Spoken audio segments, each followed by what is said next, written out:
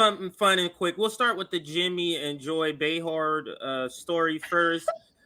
Because it's again, before we get into some of the more heated stuff, let's get into something that's fun. And what I'm gonna do before we get to the Jimmy video, let's actually play the entire video of Joy Behar. It's less than a minute, so good, thank God, because that's a lot. I agree. This is a lot. Boy.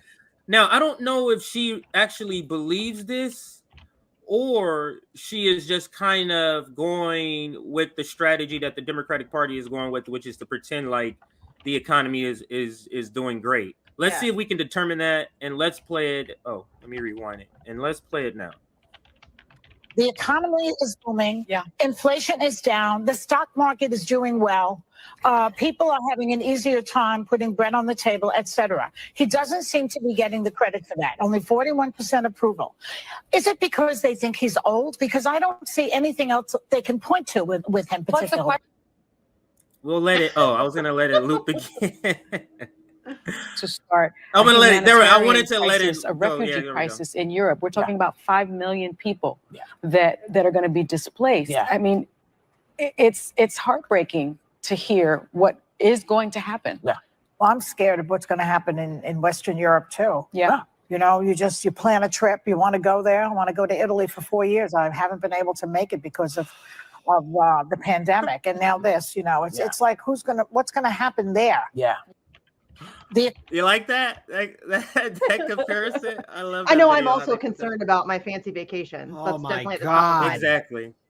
Exactly. How serious is she? So that's the short less than a minute snippet that Jimmy Dore absolutely takes apart. And let's now go to his video. But first, have either of you seen the Jimmy Dore clip on this video? No, I don't think so. I'm flying blind into this one. I think I saw the one where she talked about the one last year when she talked about the Italian villa. I did see him go after that. I but I haven't seen the I newest remember that. one. That no, one. This one's new. Okay. So here we go, right here. This one's new. It's only 6 minutes, so it's a very short video. But let's watch and hear his.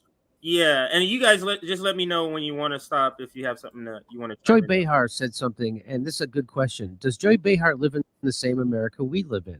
I've seen people do this. I've seen comedians who are wealthy now say this. This is funny to me. Well, she is. Joy Behar is a comedian. So here we go. The economy is booming. Inflation is down. The stock market is doing well. People are having an easier time putting bread. So what I'm going to do, because I do want to stop on some of the things she says and just take point by point. The economy is booming. The stock market is up and inflation is down. Let's just take those first two. And I know, Misty, you want to chime in. Let's just take the first two. The economy is booming. The stock market is doing great, and the inflation is down. So let's understand what she means by inflation is down. What she means is that inflation went up to, I forget what the hot peak was, 8 or 9%, and now it's down back to 6%. So that's the down. She's completely wiping away the 6 or 5% that it's still up above what it was last year at this time. But she's talking about it's down since its peak, as if that is an indication something to brag that about. The economy, right? Exactly. So I'll let both of you chime in for these first two parts. Yeah, for this first part, inflation, and the other part. Go ahead, Misty. The idea that the economy is booming and the stock market, or the economy is doing better, and the stock market has nothing to do with the economy. It is not a reasonable indicator of how the average American citizen is doing. But it doesn't surprise me that a white wealthy woman uses that as her method of gauging where we're at as far as the economy goes. I mean, if you ask the average American citizen, they're working 2 or 3 jobs. They don't have any money. They're struggling to buy food. They're struggling to pay rent, if they can even afford rent. The homeless population is out of control. The economy is not booming, you absolute turd. Like, it's just not. It's ridiculous. But it just shows, I mean, this is not surprising. She's incredibly out of touch and has been for some time. So this is just totally on brand for her. Absolutely. I have to say, in regards to Biden providing for an economy that's supposedly booming, what I want to ask is, okay, how many people are really putting food on a table, or either that are able to keep the lights on or have hot water in their house? Because I'm seeing something completely different. I'm seeing an ever increasing rise of homelessness. I'm seeing people struggling, even working 2 or 3 jobs and still at the risk of being evicted from their apartment or their home. I'm seeing small businesses being shut down. To which I have to say, Joy, are you getting your script from the filtered media, or I have to wonder again, just how much are they choosing not to report? Because it's bad out there, especially in my city. I'm seeing the rise in tent towns. I'm seeing the rise in buildings being abandoned, and of course, large real estate developers moving in and displacing so many people. So this whole idea that things are going well because Biden is in office. No, the reason why things are going well, Joy, is because you and your fantastic old rich friends are drinking mimosas, and you no longer have to be worried about being held accountable because Donald Trump revealed how you really feel. That's what's wrong with all those liberals. Donald Trump revealed and brought forth what a lot of people like Joy really feel about poor people in America or working class people in America. That's the truth about these liberals on The View, and all these people think that, oh, Biden's doing a great job because now they no longer feel guilty about, I don't know, how they really feel because Trump brought it out of them. Yeah. Maybe that's what we're seeing with Anna too. Yes. Maybe that's what we're seeing with Anna. Yes. Like what's coming out of her. Trump bring that out of her. But go ahead, Misty, you were gonna chime in. No, I was just gonna say Kit lives in Chicago and he says that he's seen the tent cities. And I think that we can all expect that a little bit in major cities. I live in small town Ohio and we have tent cities. That's how bad it is. Like we have a bike path that goes around our town and you can't really take your kids down it anymore because there's a bunch of homeless people in tents and drug addicts and all of this stuff. It's really bad. And I live in small town Ohio. And so, yeah, I mean, I think that to say that the economy is doing great, it's ridiculous. It's ridiculous. How does small town Ohio handle the homeless or the unhoused crisis? Here, they just bring the police in and do sweeps and get them out and crush all their stuff and throw it away. I mean, it's not what bad do they do in Ohio? It's not bad in my town, I guess. They don't harass them where I live, which is nice. They don't help them either, but I don't think that they're doing like major sweeps or anything. I carry stuff in my car. I have for, I don't know, probably a decade. I carry like protein bars and shit like that. So if we ever come across them, I try to, do what I can. I also carry like cat and dog food too. That's cool. So you feed little stray cats. Of course. How many stray cats do I have? You know what I mean? Like, my husband's surprised I don't have 900 cats because I want to take them all in. So, yeah, but I think that at least in my town, they don't harass them, which I guess is fine. But I mean, we should be helping them. But, it's been a while since so Indiana's like my second home state, and there's a place in my family and we used to go to a lot, Michigan City, and it's been a while since I've been there, but 2021, I believe, maybe early 2022 was the last time I was there. So it's been just a couple of months, but anything can happen between now and then.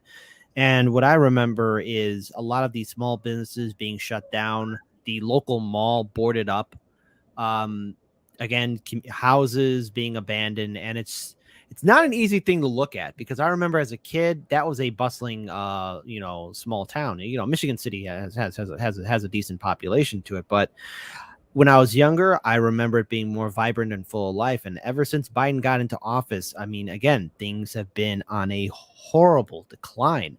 And if it's happening in a small town in Ohio, and of course I'm speaking about stuff that I'm seeing here in a major metropolitan city. Can you imagine just how bad it is all across this country in states where we're not hearing voices? Because again, RBN, you guys got a diverse team, INN, all of us, so we're all from different parts, but we only could speak about where we're at in our backyard. And I'm just wondering what is not being reported and just how bad it is. I mean, we have an awesome viewing audience right here tuning in. Be sure to hit that like button, folks. Again, I'm pretty sure everyone in here, there's like 521 beautiful people in here. I'm sure all of you have your stories as well. And it's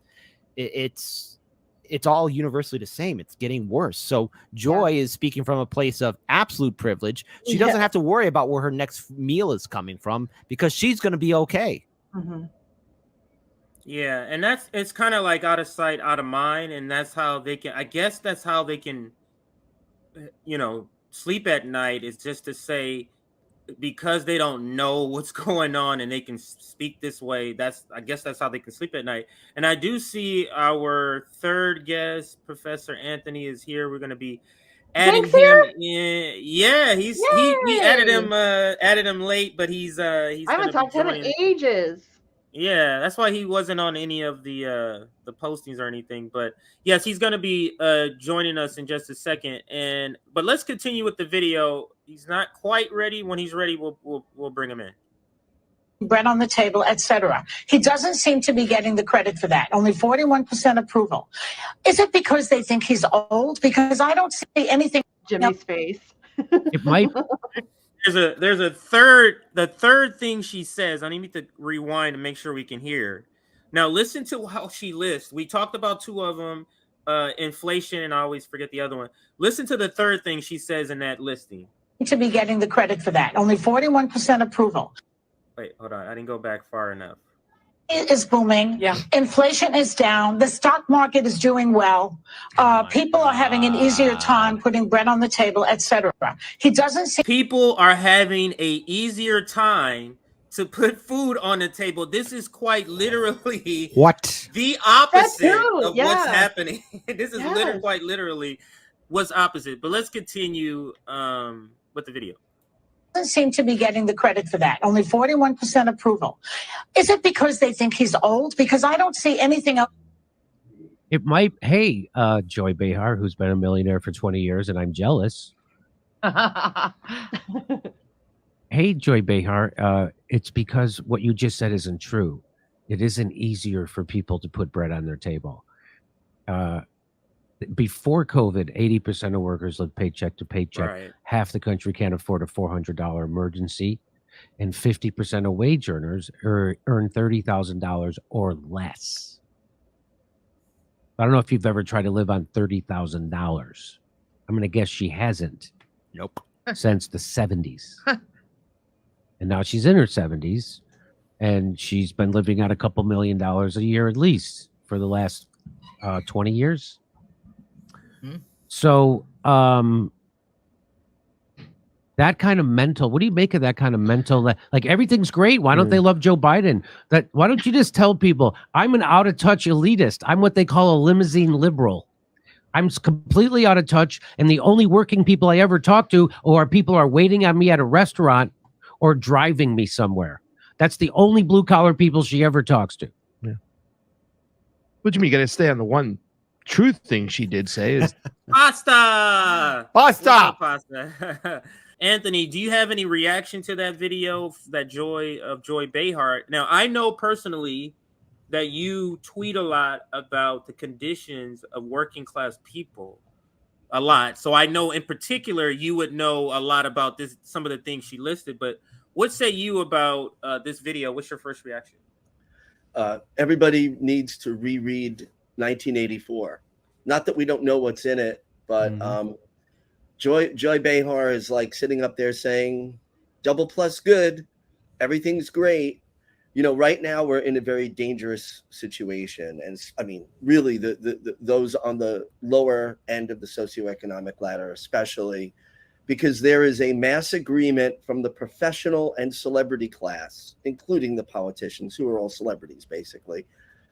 The mass agreement is to deny the profound suffering of millions of Americans on a daily basis. And that accomplishes a few things. One is it guarantees that there will be no bold programs to address this profound suffering. When I talk about profound suffering, I'm talking about it in human terms, a kid coming home from school or, you know, and seeing all their belongings out on the sidewalk because they've been evicted yet again.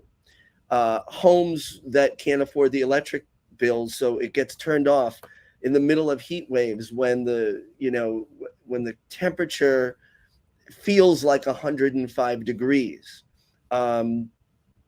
People that are literally making decisions between putting gas is going up again, between putting gas in the car so they can get to work to get a paycheck and feeding all the family members. This is what millions of Americans every day are dealing with. And there's another piece to that suffering, which is never spoken about except for here, and that is believing that nobody is going to come to help you, because the track record has been nobody comes to help them. And so that feeling of defeat, of hopelessness, is what is the result of the mass agreement of these very comfortable people to deny this profound suffering. It is an excuse to not act. It is an excuse to dismiss the need for a candidacy like Cornel West's. Why would he run? If everything is so great, why would he be running, right? And it is an attempt to dismiss, in the case of Cornel West, his message and our message that we must recognize this profound suffering and we must act.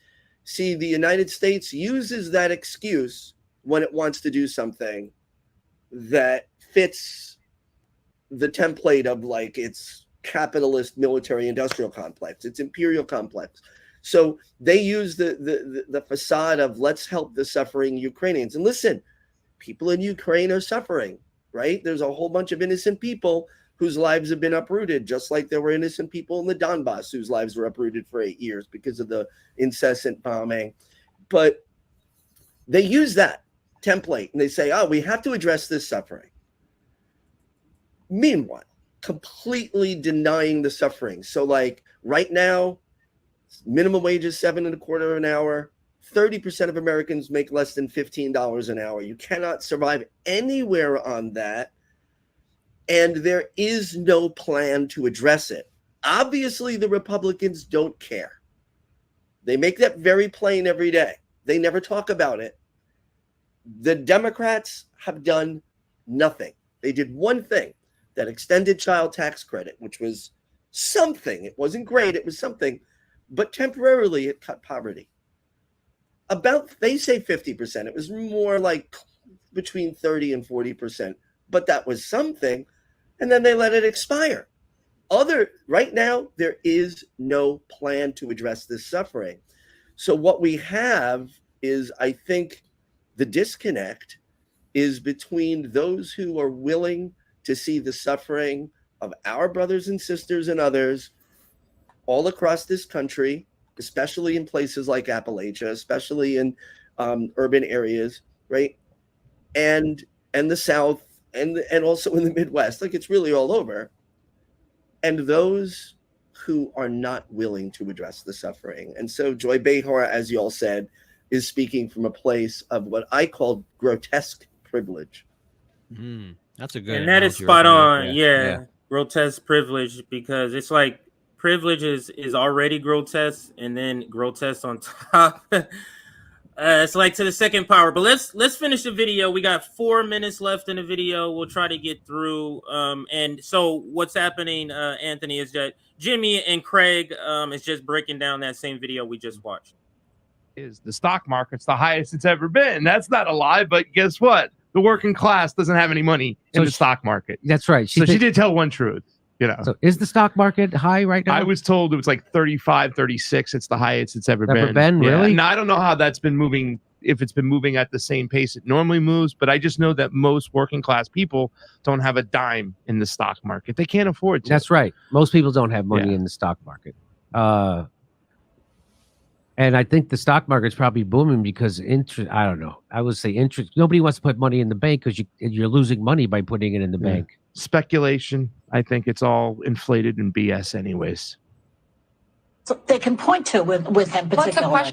So what's the question? The question is, she wants to know why only 41% of America, in fact, more people like RFK Jr. and Trump than like Biden. You know that, right? Yeah. So she's like, I don't get it. You don't get it? Is it because he's too old? No, he's demented. He can't find his way off of a stage when he finishes a speech. How about because he didn't do anything he said he would? He didn't give people a minimum wage. He didn't give people student debt relief. He didn't give people a $2,000 check. He didn't give people health care like he said he was going to give people. He was going to give them the public option. He did. He just gave a couple $100 billion to the most corrupt country while we have people living under every bridge. So things are getting better. So Joy Behar thinks things are getting better in America. Yeah. People still don't have health care. People still get bankrupt when they go sick. People still are under mountains of student loan debt. Our prisons are still packed to the gills. We're the world's largest penal colony. Yeah. What the F has changed? They opened up the Alaska to drilling. They're starting to two new nuclear wars. What good? What? What are you talking? They just kicked people off of Medicare. They just kicked people off of child tax credits. They just what have they done? What have they done?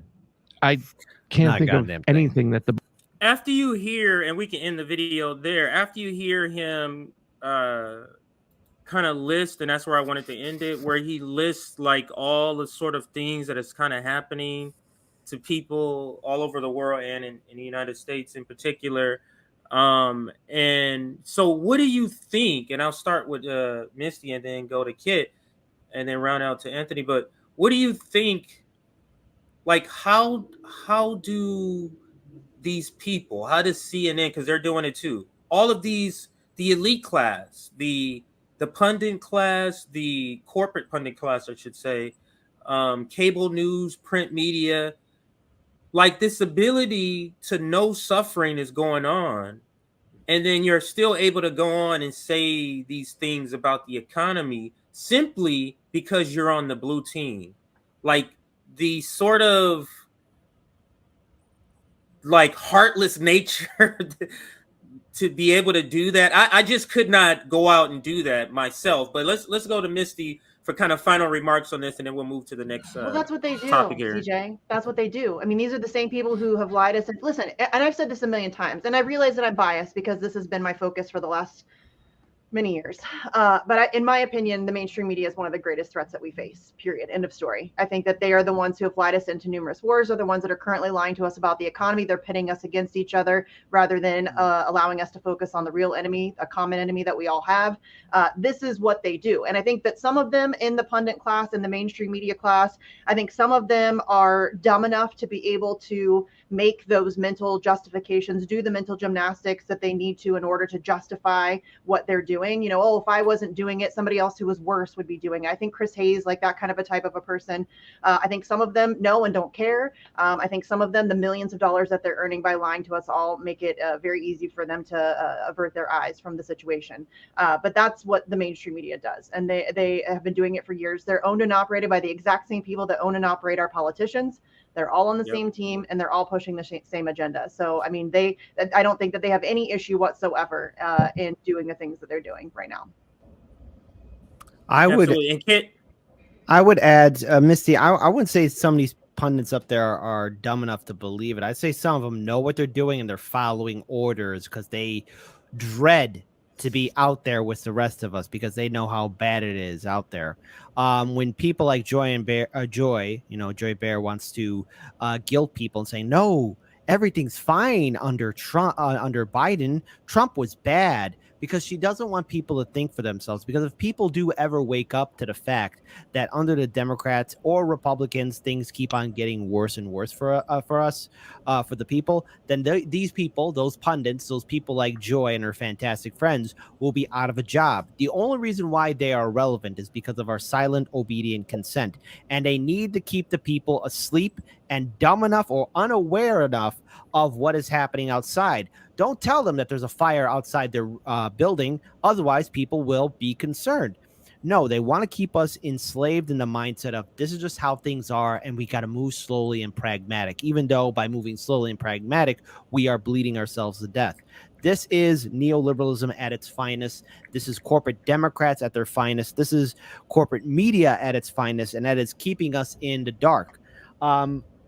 There will be one day a pushback against people like Joy and the media, but unfortunately, there isn't enough blood in the street. There isn't enough people starving. There isn't enough people out there who are finally saying, well, wait a minute, I have done everything right. And the thing is, we've all done everything right. It's just we've been asleep at the wheel because we were convinced successfully enough to assume that this is how it has to be, and it's A-okay when it's not. And what I would urge people to do is, and this is everyone who's watching it, you have the arduous task of talking to your friends, your neighbors, your coworkers, your loved ones, and helping to wake them up. And people may not want to listen to you because the truth is harsh and disturbing, but this can't keep going on because we got to stop lying to ourselves. We're not okay. People are dying, people are starving, people are homeless, and the economy is crap. And so long as we remain silent to it, nothing's going to fundamentally change. It will get progressively worse. And before we get your answer, your closing statement on this segment, Professor, you have maybe unique insight into what this could be, like the ability to separate, I guess, compartmentalize people's suffering. So your response to the same sort of question is how are people able to separate, knowing that human suffering is there? Is there something going on? Like, how does somebody able to do that? But could you speak to that? Go ahead. I think there are two kinds of people when it comes to the those who ignore the profound suffering of millions of Americans. And the first kind, there are good people who don't dive into the news like we do. They're exhausted, like most of us are. They're working. They want to believe that the side they've always been on is good. There are good people who need, listen, I think all of us have had an evolution. I used to knock on doors for Democrats, go to fundraisers, make phone calls. All of us many of us have had this evolution. So there are people out there that are capable of having that evolution. And then there are the people, the ones near power or in power, the Joy Behars, the Chris Hayes, that ilk, who are willfully denying the suffering. And I mentioned this, I think the last time we spoke, it is an abuser mentality. Mm-hmm. I've got a background working with intimate partner violence, domestic violence, and that abuser mentality, they will say to their victims, listen, you don't know how good you have it. Let me tell you, if you were with somebody else, it would be worse. These are the exact same psychological manipulations, gaslighting. That word is so overused. Oh my God, gaslighting and grift. Yeah. Like, if you don't like somebody, like you're a grifter. Like, okay, you don't agree with me, but I don't make money from my tweets, so I'm not you idiot. You idiot. I can't say idiot on Twitter now. You got friggin' neo-Nazis posting on Twitter, but I can't say the word idiot in a response. They're like, you want to say it? Fuck you, Elon. Anyway, but that denial of suffering and the manipulation that you are not worth it for us to do more or to acknowledge how bad you have it psychologically causes trauma. Children who grow up, so this is something I have a specialty. Children who grow up with abuse can develop, not all, can develop a sense of a damaged self. The belief that there's something weak, ineffective, not good about them, that they deserve to be suffering. The same thing goes for people in abusive relationships. And that is what's happening to the working class. They don't expect more. It's like beating a dog. I'm a big animal lover. So the whole point of anybody who mistreats a pet, but they just learn not to expect anything else. So I think the people that know what's going on and are denying it, Anthony Blinken knows, the people in the Biden administration know, Neera Tanden knows, who knows what Joe Biden knows, but that's true. Right? Truthfully, they know and they don't care. And that to me is a different kind of evil that needs to be called out.